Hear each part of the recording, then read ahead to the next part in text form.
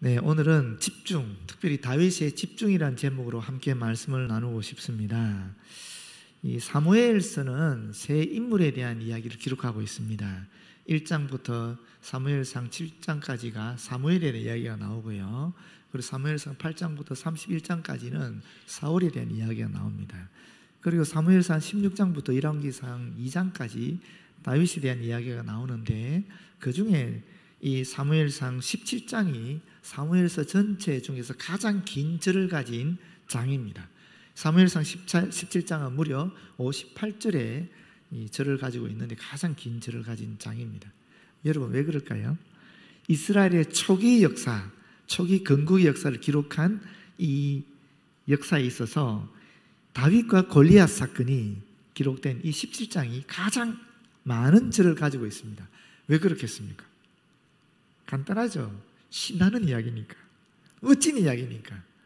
사실 이스라엘 민족은 다윗처럼 연약한 존재였고, 이스라엘 민족을 싸고 있었던 그 블레셋 같은 민족, 그리고 나중에 보면 아수르라든지 막강한 그런 전 세계를 지배했던, 지중해권을 지배했던 그런 바벨론 같은 나라들이 등장하지 않습니까?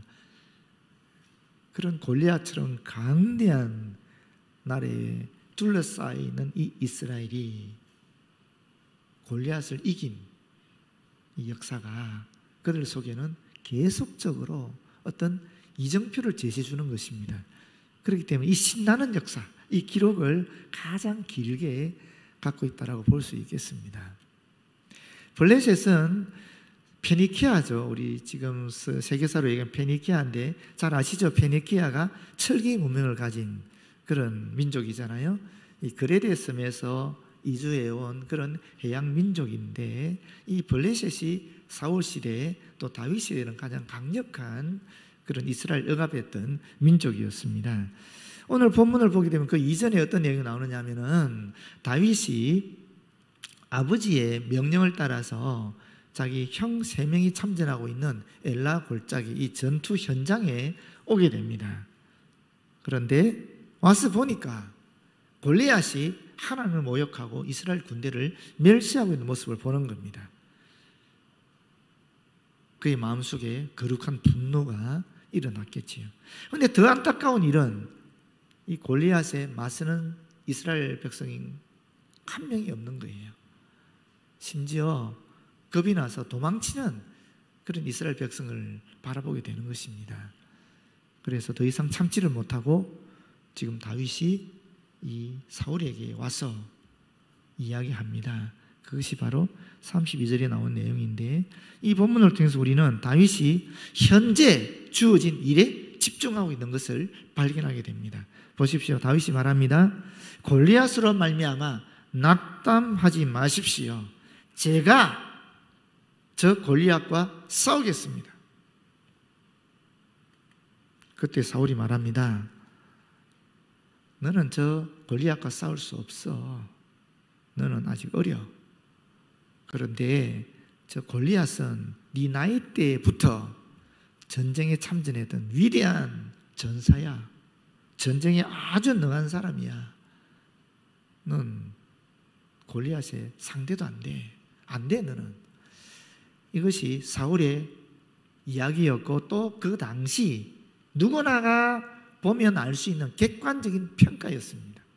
설득력 있는, 100% 설득할 수 있는 그런 이야기였습니다. 그런데 사실 골리앗을 보게 되면 이 골리앗의 키가 어느 정도 되느냐, 6규빗 한 뼘이라고 이야기하고 있어요. 한 규빗이 45cm거든요.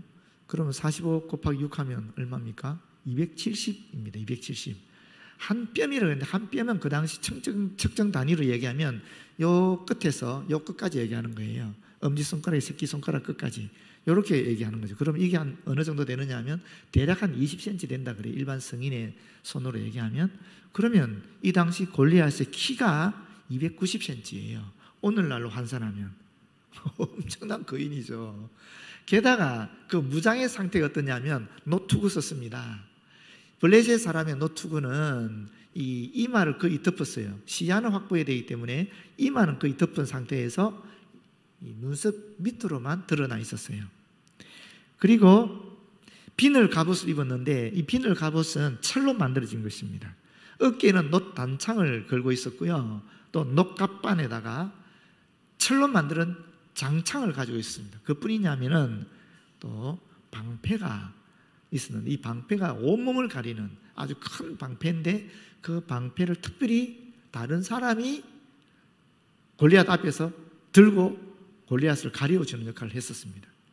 그런 완벽한 무장에 엄청 거대한 장수로 전투에서 뼈가 굵은 그런 사람이 골리앗이었습니다. 반면에 다윗은 목동이었습니다. 전쟁에 참전한 경험이 한 번도 없는 민간인이었습니다. 이때 나이가 다윗이 몇 살쯤 되었을까? 여러분 추측해 보십시오. 몇 살쯤 되었을 것 같아요? 보통 우리가 알고 있는 그림을 보게 되면 되게 어린 모습으로 나오잖아요. 우리가 볼 때 한 국민학교 6학년, 중학교 한 1, 2학년 정도 되는 그런 모습으로 나타나는데 실제로 이 다윗의 나이는 그보다는 더 많았을 것 같아요. 왜냐하면 뒤에 보시게 되면 다윗에게 사울이 자신의 군복도 벗어주고 또 투구도 주고 갑옷도 주잖아요. 그리고 실제로 다윗이 그걸 입거든요. 입었는데 다윗이 다시 벗죠. 왜 벗었습니까? 그 뒤에 보게 되면은 이게 익숙하지 않아서 벗었다라고 얘기해요. 웬만큼 다윗이 입고 움직일만 했다라는 거거든요. 그런데 불편해서 벗었다라는 거거든요. 그러면 한번 생각해 보세요. 다윗이 키가 어느 정도 됐을까? 사울의 갑옷을 능히 입을 만한 키는 되었다라는 소리잖아요. 그런데 사울이 어떤 사람이었어요? 사울이 보통 이스라엘 사람보다는 머리 하나가 더 큰 사람이에요. 굉장히 키가 컸던 사람이 아마 지금으로 치면 한 180에서 2m 정도 되는 그런 키를 가진 사람이었을 거예요. 그 키를 가진 사울의 옷을 입어도 다윗이 괜찮을 정도였다라는 겁니다. 단지 익숙하지 못해서 벗었다라고 얘기하니까 다윗도 신장이 다 큰 사람이었다라는 거예요. 그러면 성장기에 있는 인물은 아니었다라는 거죠. 우리가 어느 정도 되면 키가 다 큽니까, 아이들이? 그래도 한 17 정도는 돼야 안 되겠습니까? 그러니까 한 17, 18 정도 되는 그 나이였다라고 볼 수 있는 거예요. 20살부터는 이스라엘 군대에 들어가야 되거든요. 20살은 안 되고, 그러나 신장은 다 자란 그런 상태니까 한 17살 정도 되지 않았을까, 18살 정도 되지 않았을까라고 추측할 수 있어요. 그럼에도 불구하고 다윗은 민간인이에요. 블레셋의 골리앗은 장군이었죠. 전쟁의 용사였던 것입니다. 객관적인 평가로는 도저히 상대가 안 되는 거예요. 이 사울의 말이 100번 지당한 거예요. 그런데 여러분, 오늘날 저와 여러분이 살아가는 이 세상이 그렇습니다. 우리는 예수를 그리스도로 믿고 하나님과 연결되면서 하나님과 친밀한 관계 속에서 이 세상에서 승리하는 삶을 살아가야 되는데 현실은 어떤가? 현실은 세상은 사실 골리앗처럼 거대하고 완전 무장을 갖춘 그런 상태인 것입니다. 거기에 내가 다윗처럼 민간인으로서 갑옷도 없이 딱 서 있는 그런 모습과 똑같은 것입니다. 그렇지 않습니까? 그런데 이 골리앗을 다윗이 이기는데 어떻게 이겼는가? 첫 번째 비결이 바로 다윗은 현재 주어진 일에 집중했다라는 것입니다. 뒤에 보시게 되면 다윗은 이 양을 지킬 때에 짐승들이 나타나서 사자나 공 같은 것이 나타나서 양의 새끼를 가져가게 되면 직접 싸워서 그 짐승의 손으로부터 입으로부터 이 양의 새끼를 되찾았다라고 얘기해요. 또 혹 자신을 헤아리고 덤빌 때도 다윗은 이 짐승들이 털을 붙잡고 싸워서 이겼다라고 얘기하고 있어요. 양치기로서 목동으로서 주어진 그 일에 최선을 다했다라는 거예요. 뿐입니까? 이새가 지금 명령을 내렸습니다. 형들의 안부를 좀 알아보고 와라. 그리고 식량을 좀 전달해 주라. 지금 전쟁터를 가는 겁니다. 그래도 다윗은 순종하고 가는 겁니다. 그 명령에 주어진 일에 최선을 다하는 것입니다. 그리고 전쟁터 갔더니만 어땠습니까? 하나님을 모욕하는 골리앗의 말에 그 상황은 도대체 그가 이길 수 없는 상황이었음에도 불구하고 하나님께서 자신에게 주어지는 명령으로 받고 거기에 집중하는 것입니다. 하나님이 자신에게 맡기는 일이라고 느끼고 그 일에 집중하고 있는 것입니다. 그렇기 때문에 이 위대한 역사가 일어나는 것입니다. 그런데 여러분, 우리는 집중하고 있습니까? 하나님께서 우리에게 주시는 직분에 대해서, 하나님께서 우리에게 주시는 이 사명에 대해서 가정에서나 직장에서나 교회에서나 집중하고 있느냐라는 것입니다. 우리가 집중하지 못한다면 그 이유가 어디 있겠습니까? 우리가 딴 생각하고 있으니까 집중하지 못하는 건 아니겠습니까? 집중이라는 것은 한 가지 일에 모든 힘을 쏟아붓는 것을 얘기하거든요. 다른 말로 몰두라고도 얘기하지요. 그렇지 않습니까? 왜 우리가 한 가지 일에 집중하지 못하는가? 우리 속에 불안이, 우리 속에 염려가 잡념으로 들어오게 되니까 집중하지 못하는 것입니다. 그런데 재미있는 책이 있어요. 모르고 사는 즐거움이라는 책이에요. 이 책은 심리학자인 어니 젤른스키라는 분이 쓴 책인데 여기 이런 말이 있습니다. 우리가 하는 걱정거리의 40%는 절대 일어나지 않는 일들에 대한 것이고 30%는 이미 일어난 일들에 대한 것이고 22%는 굳이 걱정할 필요가 없을 정도로 사소한 일들에 대한 것이고 4%는 걱정해봤자 바꿀 수 없는 일들에 대한 것이고 나머지 4%만이 우리가 대처할 수 있는, 다시 말하면 충분히 바꿀 수 있는 것이다. 즉 96%는 걱정거리가 쓸데없다라는 것입니다. 걱정해봤자 아무 소용없는 것이 96%라는 것입니다. 그런 96%에 우리가 신경을 써서 하나님이 주신 이 위대한 일을 경험하지 못하는 것입니다. 이런 책도 있더라고요. 걱정하지 마라. 90%는 일어나지 않는다. 책 제목입니다. 지금 시중에 판매되고 있는. 또 어떤 책은 구할. 책 제목이 구할이에요. 소제목이 뭐냐면 똑같습니다. 걱정하는 일에 90%는 일어나지 않는다. 지금 시중에 판매되고 있는 책이에요.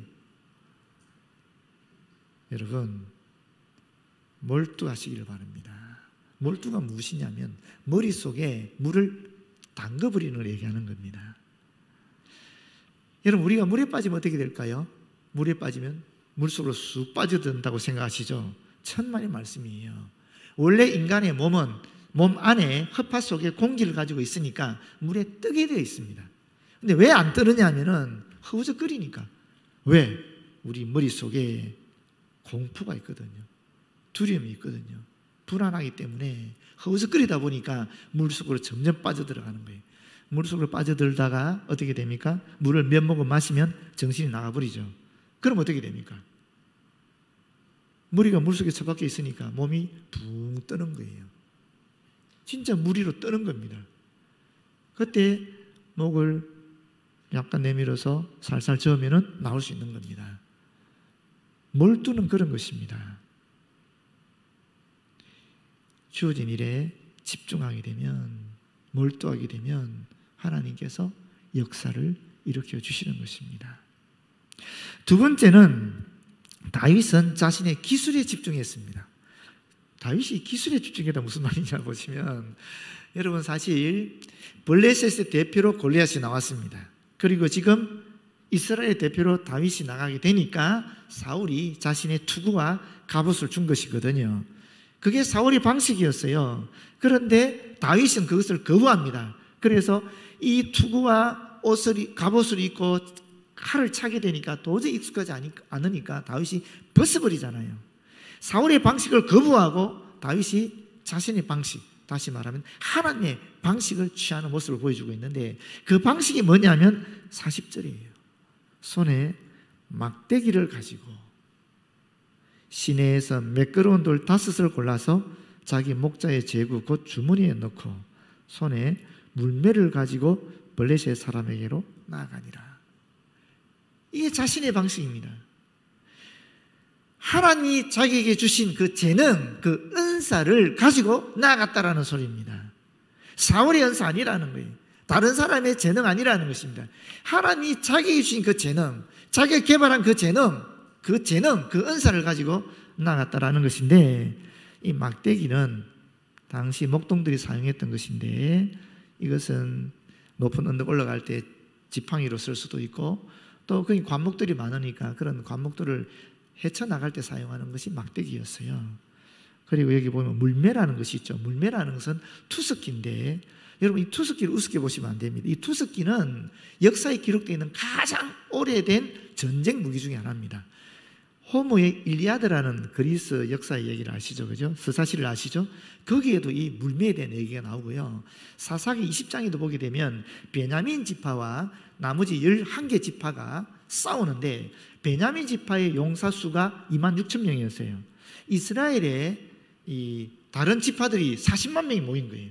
그런데 전쟁을 2번을 쳤는데 2번 다 베냐민이 이깁니다. 근데 그 비결이 어디 있느냐면은 그 20장에 묘한 얘기가 있어요. 그 26,000명 중에서 특별하게 왼손잡이이면서 물매를 기차게 잘 쓰는 사람들이 700명 있었다라는 거예요. 20장 16절에 보면 모든 백성 중에서 택한 700명은 다 왼손잡이라 물매를 돌로 던지면 조금 더 틀림이 없는 자들이더라. 다시 말하면 베냐민 지파에는 물매질을 잘하는 특수부대가 700명 있었다는 거예요. 이 특수부대 때문에 베냐민 지파가 승리하는 것입니다. 40만 대군을 26,000명이 이겨서 첫 번째는 22,000명을 죽이고 두 번째 전쟁에서 28,000명 죽이는 겁니다. 이 절대 무시할 수 없어요. 그런데 다윗이 이 물매질의 명수예요. 어느 정도로 잘 던졌냐면은 말씀드렸잖아요. 이 골리앗의 이 무장은 눈썹 아래에서 얼굴 정도만 비어져 있는 겁니다. 그러니까 완전히 다 가려져 있는 거예요. 온몸을 다 감싸고 있고 방패가 앞을 딱 가로막고 있는 겁니다. 다윗이 유일하게 공격할 수 있는 지점이 뭐냐? 바로 요 이마 부분, 눈썹 미간 사이입니다. 미간, 우리가 흔히 말하는 미간이에요. 요게 유일하게 공격할 수 있는 부분이고 약점이에요. 그런데 보십시오. 이 골리앗은 어떻게 오느냐면은 48절에 보게 되면 골리앗은 다윗에게로 마주 가까이 올 때 이렇게 표현되어 있죠. 이 말은 무슨 말이냐면 천천히 걸어갔다라는 거예요. 천천히. 자신은 완전 무장하고 있고 다윗 보니까 너무 가짜나서 너무 상대가 안 되니까 이게 조롱하기도 하고 한편으로 불쾌하기도 하고 이런 애가 나한테 다가오냐 해서 화가 나기도 하고 그런 상태에 천천히 걸어가는 거예요. 다윗을 향해서. 반면에 다윗은 어떻게 했습니까? 블레셋 사람을 향하여 빨리 달리며 라고 얘기해요. 빨리 달리며 뛰어가는 겁니다. 뛰어가면서 49절에 보면 주머니에서 돌을 끄집어내가지고 물매를 던졌는데 블레셋 사람이 이마를 치매 돌이 그의 이마에 박히더라. 정확하게 말하면 미간에 박혔다라는 거예요. 급소에 그대로 박혔다라는 거예요. 그래서 땅에 엎드러지는데 마치 큰 나무가 쓰러지는 것처럼 거구의 몸이 체중을 이기지 못하고 그대로 순식간에 땅에 쓰러지는 그런 모습을 이야기하고 있는 것입니다. 여러분, 뛰어가면서 물매질을 했는데 그 미간에 정확하게 박혔다. 얼마만큼 물매질을 잘하면 그렇겠습니까? 가만히 서 있는 목표도 맞추기 어려운데 자신은 뛰어가면서 걸어오는 골리앗을 물매질로 정확하게 미간을 맞췄다? 여러분, 다윗이 가진 기술이 엄청났다라는 것입니다. 지금으로 치면 올림픽에서 양궁 금메달리스트라든지 사격 금메달리스트 정도 되는 그런 전문 기술을, 숙련된 기술을 갖고 있었고, 양을 치는 가운데 수없이 많은 짐승들을 만났을 때 그 물매질로 거의 격퇴시켰다라는 거예요.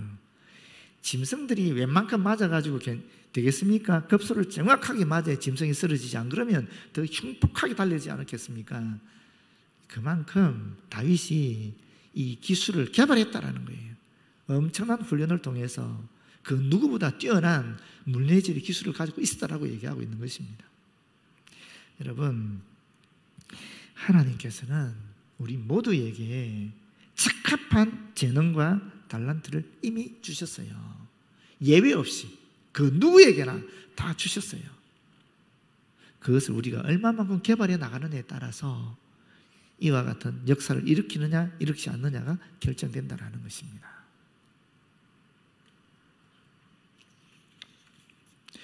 그런데 여기서 질문 하나 있어요. 왜 하필이면 돌을 5개를 주었을까 하는 거죠. 그렇게 뛰어난 기술을 갖고 있고 또 그런 경험이 많이 있는데 돌 하나면 되지. 더군다나 하나님에 대한 믿음까지 있었으니까 돌 하나면 되지. 왜 5개나 건졌을까? 한번 생각해 보신 적 있어요? 예전에 언젠가 제가 말씀드린 기억이 납니다. 사실은 여러분, 비록 거룩한 분노를 가지고 주님을 믿고 나아갔지만 막상 시내에 가서 돌을 줍게 될 때 얼마나 많은 생각이 일어났겠어요. 다윗 속에서. 더군다나 지금 사람은 처음 죽이는 거잖아요. 그러니까 혹시 실패하지 않을까 하는 그런 걱정도 있었을 수 있고, 또는 그리 되면 자기는 죽을 건데 하는 그런 마음도 들지 않았겠어요. 아마 다윗은 이 돌을 주우면서 기도했을 거예요. 하나님, 한 번에 정확하게 맞게 해주십시오. 그렇게 기도하지 않았겠습니까? 하나님, 혹 제가 실수한다 할지라도 골리앗이 이 미간을 방하지 않도록 제가 2번째, 3번째 돌을 던질 수 있도록 인도해 주시옵소서. 최악의 경우는 어떻게 되겠어요? 최악의 경우는 자신이 실패하는 거죠. 혹 자신이 실패하더라도 하나님, 제가 하나님의 종으로서, 하나님의 백성으로서 떳떳하게 용기 있게 죽을 수 있도록 해주시고 우리 민족을 구원해 주시옵소서. 아마도 이런 기도를 하지 않았겠어요. 그런 기도를 하고 나갔다라는 것입니다. 그것이 3번째 비결이에요. 사실은 다윗은 하나님께 집중했다라는 것입니다. 비록 자신은 놀라운 기술을 가지고 있고 그 기술을 인해서 짐승들로부터 이긴 수많은 경험이 있지만은 그런 기술과 그런 경험에 의지하지 않고 하나님을 의지했다라는 거예요. 오직 하나님께 집중했다라는 것입니다. 45절이죠. 다윗이 블레셋 사람에게 이르되 너는 칼과 창과 단창으로 내게 나오지만 나는 만군의 여호와의 이름 곧 네가 모욕하는 이스라엘 군대의 하나님의 이름으로 너에게 나아간다. 내가 너를 쳐서 이스라엘에 하나님이 계신 줄을 알게 하겠고 하나님의 구원이 칼과 창에 있지 아니함을 내가 알리겠다. 한마디로 말하면 뭡니까? 오직 하나님의 영광을 위하여, 하나님의 이름을 위하여 내가 너에게 나아간다 하는 것입니다. 하나님께 집중하고 있는 모습을 보여주고 있는 것입니다. 여러분, 그 이순신을 다 아시죠? 그죠? 이순신 장군이 승승장구하지 않았습니까? 그런데 상을 받고 칭찬을 들어도 당연한 것인데 결과는 그게 아니었어요. 모함받고 오해받아서 자신의 관직을 다 박탈당하고 심지어 고문받지 않았습니까? 이순신이 감옥에 갇혀 있다는 소리를 듣고 그 어머니가 이순신을 만나기 위해서 배를 타고 오다가 죽어요. 이순신은 백의종군하게 되었습니다. 백의종군하는 가운데 그 어머니의 죽은 소식을 듣고, 사실은 아버지가 죽을 때 3년상을 치른 사람이거든요. 굉장히 효자였거든요. 그런데 어머니의 죽음 소식을 듣고도 장례를 못하고 백의종군하게 나갔을 때에 그 마음속에 얼마나 억울한 마음도 많고 또 슬픈 마음도 강하고 또 분노도 일어났겠어요. 그렇지 않겠습니까? 선조에 대해서, 자신을 모함했던 사람들에 대해서 얼마나 화가 났겠습니까? 그런데 이순신은 그것을 다 이겨서 백의종군하거든요. 그리고 나서 일으킨 게 뭡니까? 명량해전이잖아요. 딱 13척으로 133척의 일본 배를 이기지 않습니까? 그때 이순신이 가졌던 마음이 무엇일까? 그 뒤에 사람들은 주일무적이라고 얘기합니다. 주일무적. 이순신이 가졌던 사상, 그 생각, 주일무적. 주일무적이라는 것은 마음을 한 곳에 집중해서 잡념을 버리는 것을 얘기하는 것입니다. 하나만을 굳게 붙잡고 다른 것을 접고 끊는다라는 뜻입니다. 하나만을 붙잡았다라는 거예요.